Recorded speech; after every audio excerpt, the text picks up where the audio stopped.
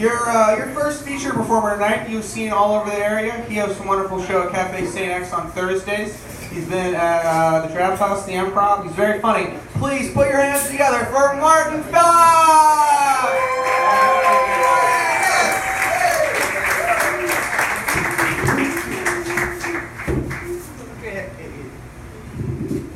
How's everyone doing? That sounded good, so I'll go with that. Like you said, my name's Martin. To tell you a bit about myself, I pee sitting down, but I poop standing up. So I make up for it. That's the best joke I've ever written, so I want it on my gravestone. I want that right there. And it's going to be pretty strange out of context, but they're really mad. That guy was wild.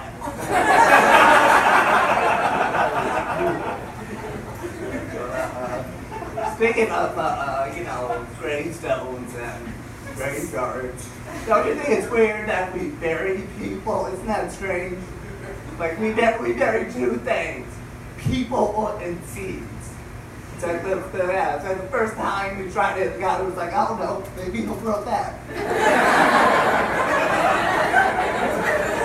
Do you have any other solutions? He's smelly, rotting, like that, there's something here. Yeah, my dad, he's getting older, so he's not going to die anytime soon, I don't think, I don't know, but he's already arranged, what's going to happen, and he served the military, so he wants to be buried at Arlington National Cemetery, which is a very nice place, very respectful, but it's also over 600 acres. So I just said, well, don't get very deep in there or else I'm not going to make the walks. Let's get a prime location. Or I'll see you in the afterlife. The last funeral I went to, it was it was kind of awkward. I think it was kind of awkward because the person who died, like their family and everyone, they were atheists, which is very common, but it's just awkward because after the funeral was over, I didn't know what to say. I got really anxious about it, Like being in the family, first I was going to say, hey, he's in a better place. I guess not. Or I would say, hey, you'll see him again. I guess you won't. So I just said, the end. That's all.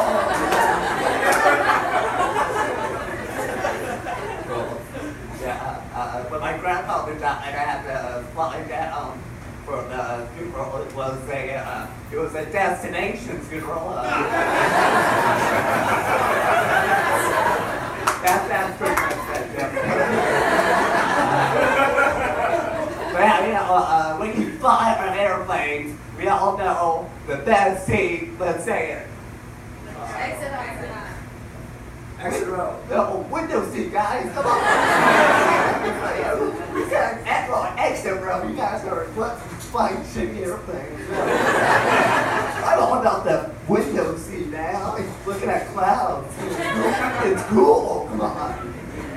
Did anyone say aisle seat? Yeah, guys, that seat sucks. Yeah, come on. Like, that's only good. There's like a hot flight attendant, or you enjoy tripping people. But speaking of the exit seat, exit row, that's a window seat. And you have to sign a waiver to sit there. That's too much responsibility for me, I feel like I'm like the captain now or something.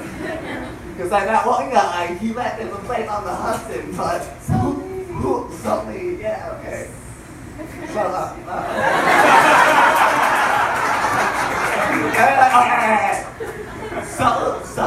Sully, that's the thing. He let him play on the Hudson, but who opened the door? That's what I'm saying. some hero. Deserves some, recognition. Yeah, I'm too nervous to like sit in that window seat, because like even a little bit of turbulence, I freak out, like open the door, and then everyone's flying out. I'm like, I'm sorry, I read that wrong. My bad. Then like the next flight, we get like nose diving down, and everyone's yelling like, open the door, open the door. I'm like, no, I'm not falling for that one again. That'd be all time. So don't fly with me. Right? That's the part of that joke. Anyway, let's see what this joke is. I hear they have Greyhound races. I really want to see one because buses can only go so fast. I feel like if they did race Greyhound buses, the finish line should be off a cliff. That's how we all feel. It's broken.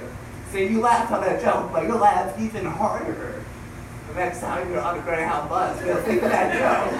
Like, oh my God, that was so accurate. Like,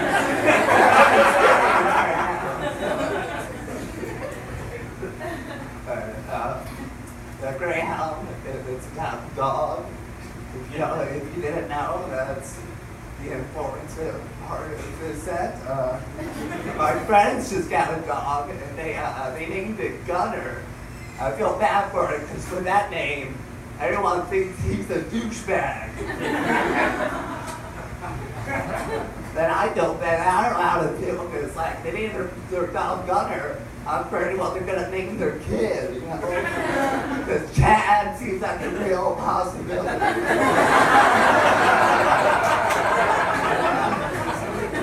And if there is a Chad here, you know what your name represents. My friends actually, they get their puppy, they bred it. I don't mean like they baked it, I mean like they forced dogs to breeding dogs is like the canine version of a master race. It's like the same idea, except cuter. But they paid for Gunner, they paid close to $3,000 for him. And he doesn't even fucking talk. Like, he walk himself or something. All he does is chew up a bunch of shit. So I think they're losing money. And if a regular like puppy, like Labrador, is like $2,000. Like, what's Airbud prices? Speaking of Airbud, he doesn't get the recognition he deserves. If you think about it, he changed the game of basketball.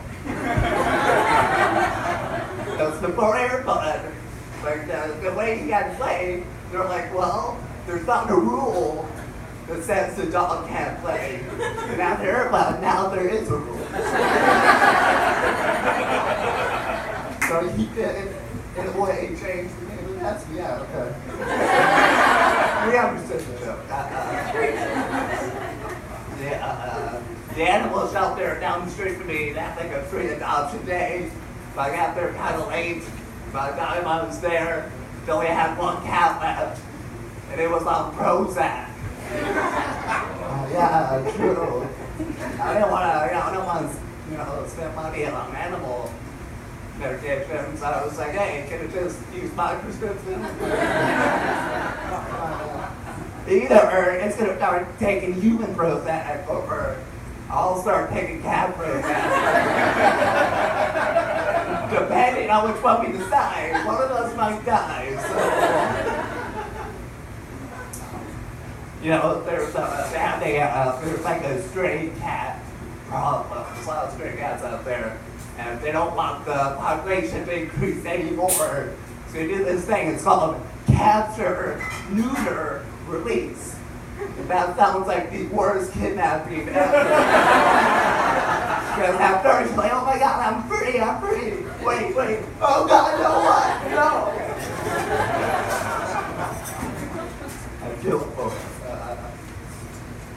speaking of animals, anyone have sex with animals here? No judgment. Of course, that's having sex with that's disgusting.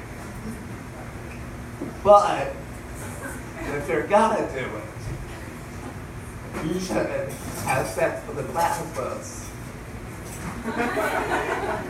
Because a platypus has 3 different animal kingdoms. So you get to fuck 3 different animal kingdoms at once. Then after, all you have to do is fuck 3 more kingdoms, and you literally have fucked the world. Science! Can't top that. Now you get a $3,000 job. Okay. Speaking of science, there's this study that came out, I don't know if you saw it, but it says it's okay to sleep with your first cousin, like genetically.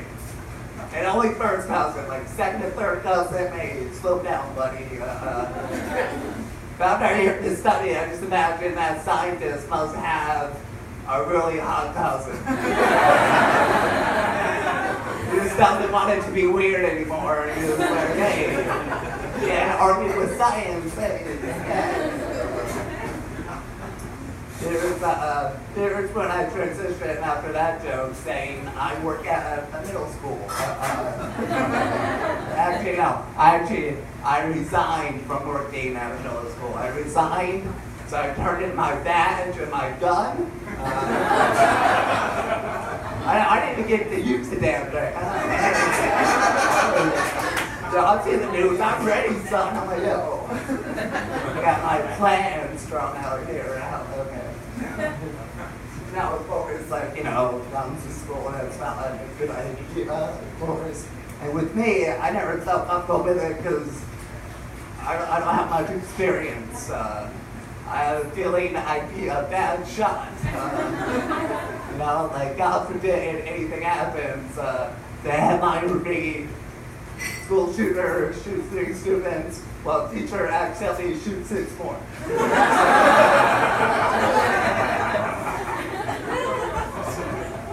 So I'm not a hero. I'm just part of the problem. Cool. I'll end to tell you this out there small fact of mine.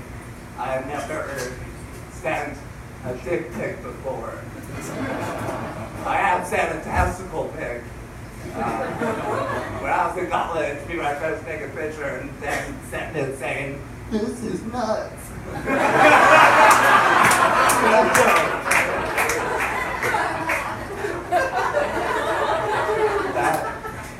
It was worth it. But also, I've never received a dick pic before. I've never had that privilege. My friend showed me one she got. This guy, you can say hello. It was just like, dick, Man, go me up to it or something. Unannounced dick type, it's not flattering to anyone. It's like, Johnny, you did it right now. I don't think anyone's ever seen an unannounced dick and it's like made their day better. They haven't looked at it and like, oh man, everything's gonna feel alright.